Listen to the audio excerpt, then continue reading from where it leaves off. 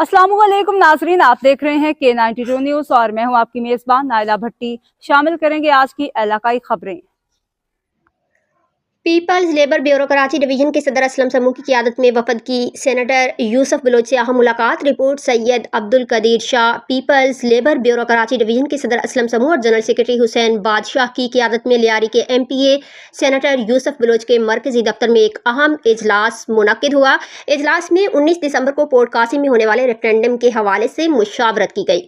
इजलास में फैसला किया गया कि पीपल्स लेबर ब्यूरो और पाकिस्तान पीपल्स पार्टी की हिमायत याफ्ता पीपल्स लेबर यूनियन, जिसका इंतखाबी निशान बहरी जहाज है, की कामयाबी को यकीनी बनाया जाएगा।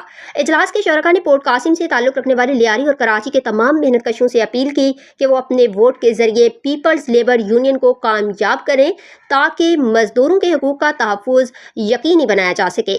इस मौका पर यूसुफ बलोच और असलम समूह ने कहा कि मजदूरों की फलाह बहबूद के लिए पाकिस्तान पीपल्स पार्टी हमेशा सफ़े अव्वल में रही है। पीपल्स लेबर यूनियन की कामयाबी इस बात की ज़मानत होगी कि मेहनत कशों की आवाज़ बुलंद होगी और उनके हकूक़ का तहफ़्फ़ुज़ किया जाएगा।